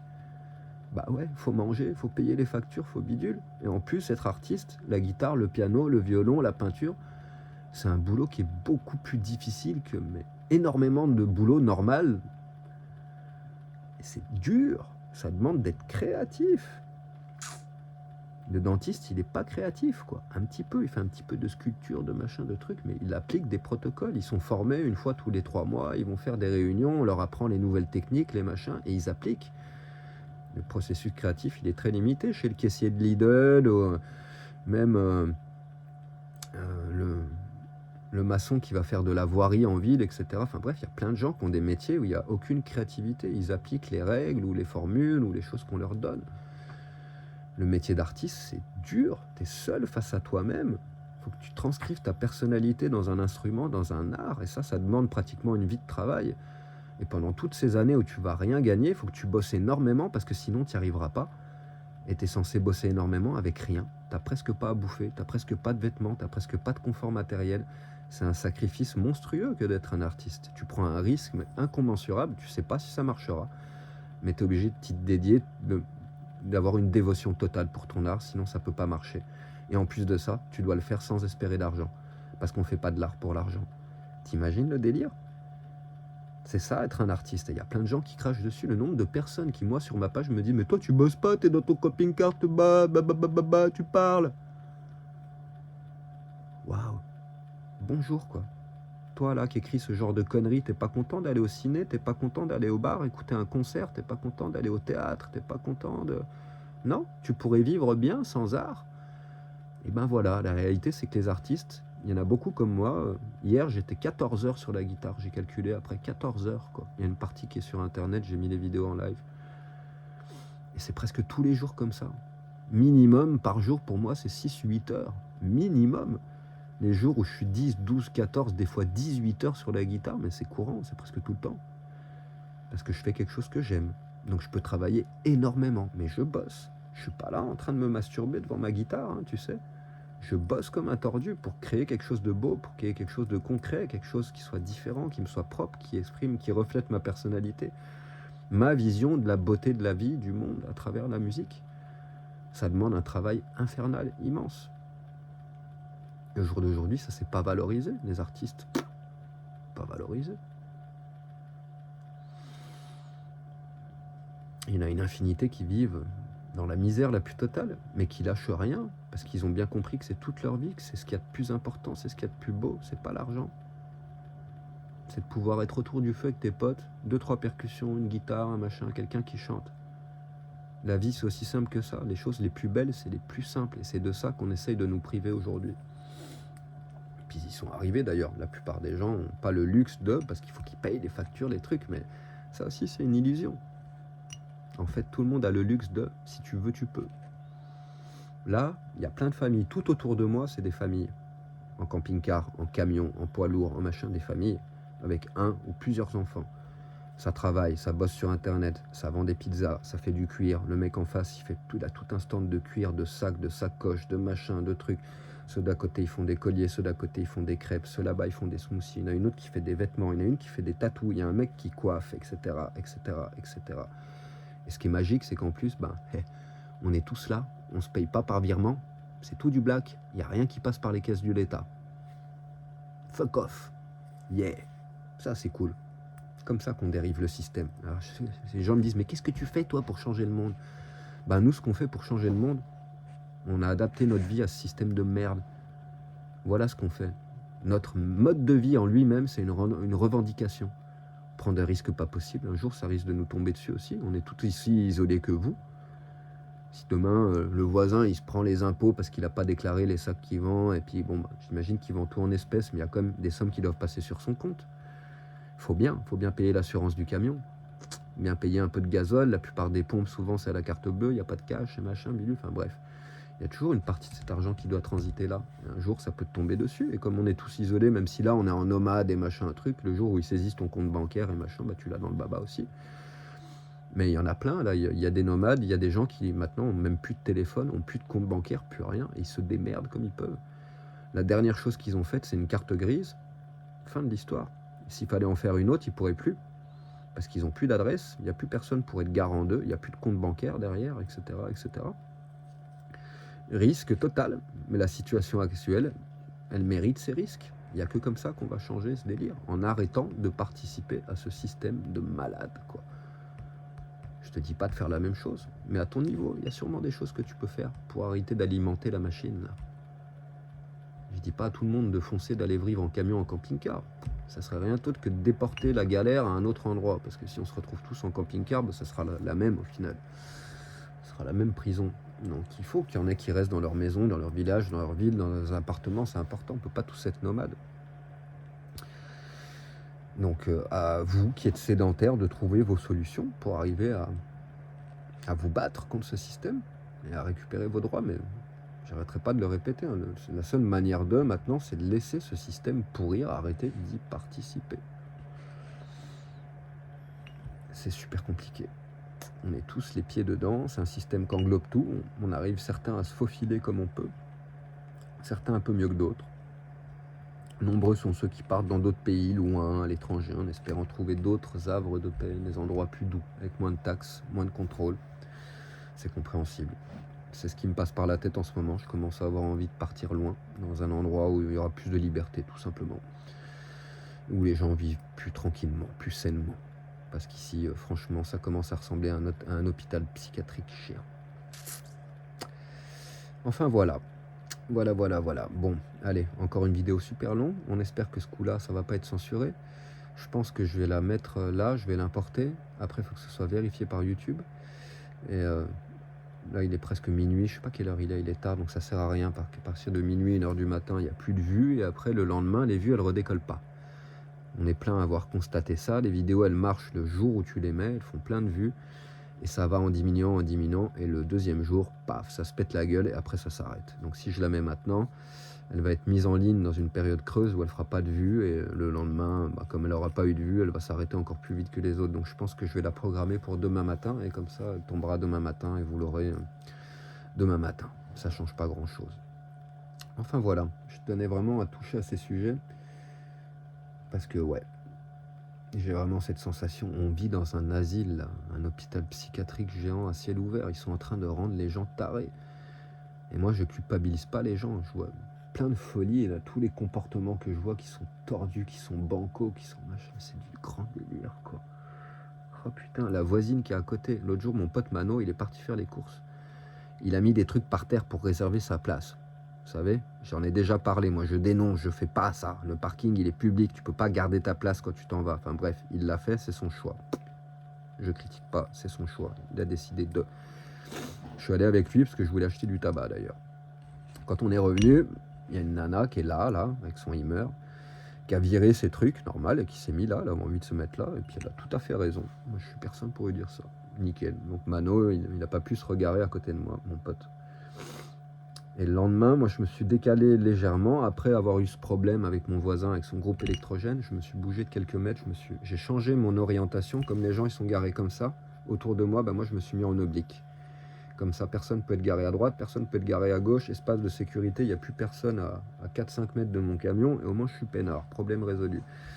Et à peine j'ai fait ça, cette voisine, elle est venue me voir, elle fait « Ouais, ça m'embête un peu parce que t'es comme ça et comme ça. » J'ai pas compris pourquoi, parce qu'avant, j'étais collé à son camion à 2 mètres. Donc j'avais toute la longueur du camion en parallèle au sien et on avait 2 mètres entre les deux camions. Et là, moi, je me suis ouvert comme ça. Donc j'avais plus que le cul du camion à 2 mètres du sien et l'avant du camion qui était à 8 mètres environ, quoi. Donc ça laissait un espace énorme entre les deux camions, mais ça lui plaisait pas, je sais pas pourquoi. Elle est allée voir les voisins, elle fait ouais, écoute, l'autre voisin il va partir, donc s'il se décale, ça fait encore plus de place, tu peux te décaler un peu plus. Je fais écoute, moi pour le moment je bouge pas, fous-moi la paix, machin. Elle a insisté, je fais écoute, ouais, on verra quand ils partent, machin, truc bidule. Enfin bref. Pour le coup, l'autre voisin est pas parti, je me suis endormi hier soir, j'ai pas eu besoin de bouger, rien, elle m'a rien demandé, enfin bref. Je me réveille ce matin, enfin à midi, parce que je me suis couché à 6h, j'étais sur la guitare jusqu'à 6h. Je sors pour aller aux toilettes. Et elle vient me voir direct, elle fait ouais, regarde les voisins ils sont partis, ça y est tu peux te décaler si tu veux, machin bidule. Puis là je regarde par terre, elle a mis des trucs pour réserver la place. Le voisin qui est parti, elle a mis une cagette, les cales du camion, etc., une chaise pour garder la place. Je la regarde, je me dis tu te fous de ma gueule. Enfin je lui ai pas dit comme ça, je suis très poli quand je parle aux gens, mais le message c'était ça, je me dis c'est une blague. Toi pour te mettre là, t'as dégagé les affaires de Mano qui avait réservé sa place. Je te comprends, moi je fais pareil. On ne réserve pas les places sur un parking public, quoi. Et là, tu fais quoi ce matin, quoi? Tu viens mettre des trucs pour réserver la place, quoi. Elle fait, mais non, mais c'est pour toi que je l'ai réservé. Je fais, mais tu déconnes, c'est pour toi. Moi, j'ai pas besoin de bouger, je suis très bien là où je suis. C'est toi qui veux que je bouge, c'est pour toi que tu la réserves la place, quoi. Je sais plus quoi dire, quoi. Enfin, ouais, ok, machin, truc, elle est partie. Elle a enlevé la cagette, les machins. Je fais, non, mais arrête, allez, je me décale, laisse tomber, et on arrête de se prendre la tête. C'est pour te dire à quel point les gens, ils sont vrillés, ils comprennent plus rien, quoi. Ils comprennent plus rien, ils sont tous complètement cons, c'est pas possible, quoi. Il est où le délire là, quoi? Qu'est-ce qui se passe, quoi? Utilise ton cerveau, chopinette, quoi. Tu viens de te garer là parce que le mec il avait réservé sa place, ça se fait pas, donc toi t'as enlevé ses trucs, tu t'es mis là, et le jour d'après tu fais pareil, et tu viens me dire que c'est pour moi. Putain, laisse tomber qu'on vit dans un monde, quoi, mais encore une fois, les gens ils sont matrixés, ils sont. Enfin, individualistes, etc. Mais surtout, ils ne se rendent pas compte de ce qu'ils font. Donc c'est important qu'il y ait des mecs comme moi. Oui, je suis tout feu, tout sang, je suis sagittaire, je peux avoir la gueule grande ouverte, je peux m'énerver, je peux être nerveux, je peux être machin, je suis pas tout zen, hein. Je suis pas le mec super zen, super peace and love que vous imaginez. Hein. Moi je suis sagittaire 3 fois, quoi. Hein. Mon signe, mon ascendant et mon soleil, quoi. Donc attention, quoi. Je suis tout feu, tout feu, tout feu. Faut pas me casser les couilles parce que je réagis super vite, quoi. Bah moi je dis des choses, quoi. Je suis désolé, quoi. Bref, quoi. Moi, c'est pareil avec ma guitare. Je joue plein pot toutes les nuits au camion. Je préviens toujours les voisins. Attention, si tu viens de coller à côté de mon camion, moi, je joue la nuit jusqu'à 6 h du match sur la guitare, quoi. J'ai de la chance. À chaque fois, cette nana, ce qu'elle m'a dit, elle me fait, bah, non, parce que quand elle est venue me dire si je pouvais me décaler, je suis, bah, écoute, ouais, ça tombe bien, parce que pour la guitare, moi, je joue la nuit, machin. Et d'ailleurs, cette nuit, j'ai joué à la moitié du volume pour pas te déranger, tu vois. Ça me faisait chier, hein, parce qu'elle est arrivée après. Moi, j'étais là depuis des jours et des jours. Elle vient, elle se pose à côté de moi, et derrière, je suis obligé de me brider, de jouer plus doucement. Puis là, elle me fait, mais non, mais laisse tomber, j'adore ta musique, j'adore la guitare et tout, tu peux jouer autant que tu veux. Puis à chaque fois, c'est comme ça. Il n'y a jamais personne qui est venu me taper au camion pour me dire d'arrêter de jouer de la guitare. C'est l'inverse. À chaque fois, les gens, ils viennent me voir le lendemain matin, ils me disent merci. Et moi, ce que je fais, comme je suis quelqu'un quand même de respectueux, bah, s'il y a quelqu'un qui vient se coller à 2 mètres, ça me casse les noix, quoi. Mais quand bien même, je vais pas être là à forcer sur les cordes. Je joue fort, parce qu'il faut jouer fort. Une corde de guitare, ça doit être joué fort. Sinon, tu n'as pas de stabilité. Il faut que le son il soit rond, il soit pur. Et si tu joues pas assez fort, c'est pas bon. Tu manques de maîtrise sur tes cordes. Enfin, ça doit sonner une guitare, c'est important. Mais quand bien même, s'il y a quelqu'un qui vient se garer juste à côté, je suis conscient que moi j'ai des horaires de fou furieux. Si je joue jusqu'à 6 h du matin, je vais pas être là à faire péter des trémolos super forts jusqu'à 6 h du mat. Je vais adapter mon jeu. Je vais jouer un petit peu plus cool, quoi. Tu vois le délire, quoi. Puis si vraiment ça dérange, bah, je pense qu'une personne, si un jour elle sera dérangée, elle viendra me taper à la porte du camion, puis je vais pas l'envoyer chez, je dirai, ah, je suis dans mon camion, machin truc. Je vais dire, ok, je suis dans mon camion, je joue, je suis pas en train de faire de la techno, etc. Donc ce que je vais faire, je vais jouer moins fort. Je vais pas m'arrêter de jouer. Je suis dans mon camion, je suis chez moi, je fais chez personne, c'est une guitare, ça fait pas trop de bruit, etc. Si par miracle, c'est jamais arrivé hein, jusqu'à présent, hein, souvent les potes ils dorment à côté, ils me disent le lendemain j'ai rien entendu, etc. Donc c'est que ça doit pas s'entendre des masses. Mais si un jour ça arrivait, bien évidemment que bah, je vais pas continuer à jouer comme un taré et puis me prendre la tête avec l'autre. Tu te détends 2 secondes, ça fait chier. Et puis au pire des cas, quand ça devient vraiment conflictuel, moi ça avait été vraiment conflictuel l'autre jour avec le mec du groupe électrogène, si la situation s'était pas résolue rapidement comme ce fut le cas, parce qu'au final on s'est crêpé le chignon et puis il s'est barré quoi. Normal, il avait fait chier tout le parking, il a eu des problèmes avec 4 autres personnes en fait. J'ai appris encore des autres histoires aujourd'hui. Donc forcément, il commençait à se sentir un peu malvenu et puis il est parti tout de suite, quoi. Mais si moi dans une situation comme ça, j'insiste pas, quoi. Tu vois, aujourd'hui, j'aurais pu rester garé à côté de la voisine qui m'a pris un peu la tête, quoi. Et là, il y avait l'occasion, il y avait l'espace de me décaler. Je me suis dit, bah, attends, plutôt, je vais pas lutter puis partir en guerre contre elle. Amen, tant mieux. Je me décale de 10 mètres, comme ça on a tous la paix.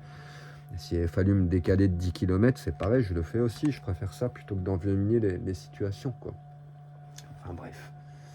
Et l'autre jour avec le groupe électrogène, c'est pareil, quoi. Au final, j'ai tapé un coup de stress. Je suis allé pour éteindre son groupe électrogène parce que vraiment ça faisait chier. Mais si derrière il avait continué et qu'il n'y avait pas de solution, moi je vais pas aux mains. Hein. J'étais pas parti pour me battre. C'est lui qui est rentré dans son camion, qui allait chercher un bâton. C'est ça qui m'a fait réagir et qui m'a fait le pousser par la suite parce que je flippais un peu, tu vois. J'étais un peu stressé. Un mec avec un bâton qui te menace, je sais pas si tu vas te prendre un coup contre la gueule. Ça m'a fait monter en sucette et comme il me faisait vraiment pas peur, je l'ai quand même poussé en mode tiens vas-y attaque-moi avec le bâton et là ça va partir quoi. Mais la réalité, c'est que s'il avait vraiment insisté, mais pas ça, tu vois, s'il n'avait pas sorti le bâton, s'il n'avait pas provoqué la violence, parce que c'est lui qui a provoqué la violence. Moi, je suis pas allé au corps à corps, je suis pas allé. C'est lui qui a provoqué ça. Quand tu menaces quelqu'un avec une arme, tu provoques la violence. Fin de l'histoire. C'est pas moi qui ai provoqué ça. Moi, ce que j'ai fait, c'est que j'ai voulu éteindre son groupe électrogène. Après 3 heures ou 2 ou 3 heures à patienter, à être dans le bruit de son groupe électrogène, ce qui est inadmissible, ça ne se fait pas. Tout le monde est d'accord ici avec ça, ça se fait pas. Quand tu vis en communauté de camping-car, tu mets pas un groupe au milieu des camions, tu vas plus loin pour charger ta batterie. Donc moi, tout ce que j'ai fait, c'est aller me diriger vers le groupe et j'ai voulu tourner le bouton pour l'éteindre. Je voulais pas lui casser son groupe électrogène ni rien, je voulais juste qu'il arrête de nous faire chier tous, quoi. Et lui, il a lancé la violence, quoi. Mais s'il n'avait pas réagi comme ça, qu'il avait tout simplement dit hey, tu touches pas au groupe, tu machin, tu truc, et s'il avait su garder son calme pour qu'on puisse quand même échanger avec des mots et puis pas avec des gestes, tu vois, et qu'au final, il n'aurait pas changé son opinion et puis que il avait continué quand bien même, bah, moi je serais pas non plus allé à la violence. Tu vois ce que j'aurais fait, c'est face à un mec qui est hermétique, bah, au final je me serais barré, je me serais déplacé moi, je m'en fous quoi. C'est juste que là dans cette situation, il m'a menacé, moi ça m'a fait flipper sur le coup et ça m'a bien énervé à tel point que j'ai pas pu m'empêcher. Il a fallu que je le pousse, tu vois, pour lui rappeler un petit peu les choses quoi. Mon coco, t'as 65 ans, je sais pas quel âge il avait ce monsieur, mais il était bien gros, machin, un gros allemand comme ça, pas sympathique du tout, rien du tout. Et bref, c'est pas parce que tu me menaces avec ton bâton que tu me faisais peur, hein. Le bâton, moi je mettais l'avant-bras. Ben, au pire, tu m'aurais fait un petit coup de bâton, mais il n'aurait pas eu le temps, il n'était pas vif, c'était un monsieur d'un certain âge, etc. Donc à peine il aurait commencé à bouger le bras, je lui aurais sauté dessus. De toute façon, je l'aurais pas laissé le temps de me mettre un coup de bâton, je l'aurais attaqué avant, quoi. Mais toujours est-il que voilà, quand tu te présentes avec une arme devant quelqu'un, faut t'attendre à ce que cette personne réagisse, et c'est ce qui m'est arrivé. Je me suis défendu en fin de compte face à un mec qui avait un bâton, quoi. Et comme il l'a joué un petit peu au kéké, bah, je lui ai rappelé un petit peu la réalité des choses. Moi, je suis un mec dans la force de l'art, même si je suis pas bien épais, je suis élastique, je suis fort, je suis costaud, je m'entraîne hein, tous les jours.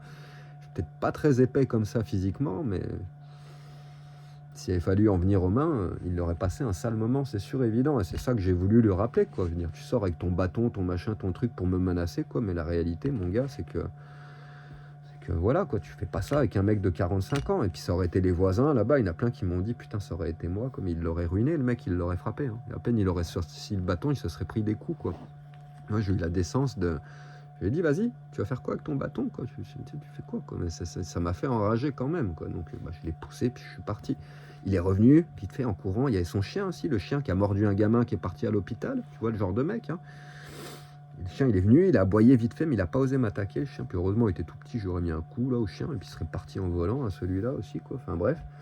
Puis il était à deux doigts, machin, mais enfin, il avait peur. Puis je pense qu'il est parti juste derrière parce qu'il a pris un coup de peur, quoi. Il a vu que moi, bah, s'il fallait en venir aux mains, bah, tant pis, quoi. J'aime pas ça, j'ai jamais fait ça, quoi. Mais quand il faut, quoi.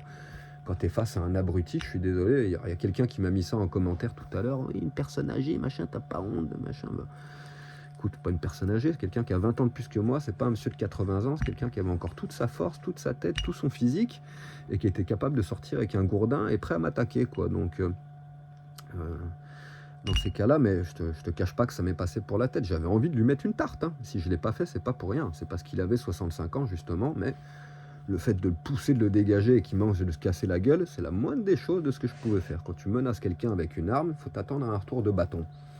C'est lui qui avait le bâton, bah, il s'est pris le retour de bâton, il s'est fait une petite frayeur parce qu'il a failli se casser la gueule et que machin bidule. Puis il a réalisé que ben là, les gens ils commençaient à réagir, quoi, jusqu'à ce que ça puisse arriver aux mains. Donc il est parti, quoi. Dire quand tu t'en vas, c'est que tu sens que tu as fait une connerie, quoi. Moi je suis pas parti, hein. Je suis resté là, et bien là, j'ai commencé à aller parler à tout le monde autour pour réaliser qu'en plus il avait eu le même genre de problème avec plusieurs autres personnes. Donc j'ai bien fait de réagir comme ça parce qu'il fallait bien qu'il y en ait un qui réagisse. Bref, voilà, voilà. Pour répondre aux commentaires foireux de celui qui m'a dit ça tout à l'heure. Non, je suis pas une mauvaise personne, non, je suis pas violent, non, j'aime pas attaquer les vieux, etc. etc. La réalité, c'est que plus d'une fois, le nombre de fois où je vois des personnes d'un certain âge réagir de manière ultra violente, aussi bien des grands-mères dans les supermarchés qu'au marché, que des grands-pères, des trucs, mais ça me fait flipper, hein. Et aussi bien des insultes que violences physiques. Attention, quoi. Je l'ai souvent vu, quoi. Souvent, ceux qui ont le moins de patience, c'est les personnes âgées. Attention, quoi. Donc, bon, bah, si tu tombes sur la mauvaise personne, bah, ça va être une main dans la gueule, et puis là, bah, tu calcules plus les années, hein, je suis désolé, quoi.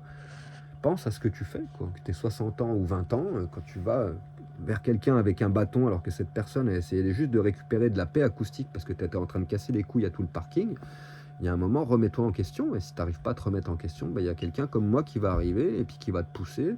Si tu as de la chance, puis si tu as moins de chance, ça sera le voisin, et puis lui, il t'aurait mis une droite, quoi, le voisin, tu vois, parce qu'il fait du tai chi, et puis qu'il fait 90 kilos. Et que lui, il s'en foutait, il y serait allé contre l'Allemand de 120 kilos. Moi, j'ai vu qu'il faisait un certain poids, donc s'il avait fallu y aller aux mains, il aurait fallu que je le dégomme, j'aurais été obligé de taper très fort dans la tête, etc., de lui faire vraiment mal, parce qu'il avait un physique, le mec, quoi. Même s'il avait un certain âge, quoi. Moi, je fais 63, 65 kilos, je suis pas épais. Attention, mais je suis nerveux. Bref, j'aime pas parler de ce genre de truc à la con, c'est stupide, mais bon. Voilà, on est une communauté, vous et moi, donc j'essaie d'être clair, transparent sur plein de trucs, puis quand il y en a certains qui attaquent, qui envoient des petits pics, des machins, bah je réponds. Puis c'est bien, quand il y en a qui envoient leur venin d'une manière un peu foireuse, bah j'aime bien répondre en public comme ça, parce que généralement, il y a plein de gens qui me répondent et puis qui m'appuient. parce que bah, je suis pas une mauvaise personne, j'essaye de me servir de mon cerveau, de mon cœur, je suis rempli d'amour, de compassion, donc quand j'ai des réactions comme ça, généralement, c'est qu'on m'a poussé à bout, et là c'est le cas. Voilà. Bon allez, je vous souhaite une bonne nuit à tous, et à très bientôt. À demain. Ciao.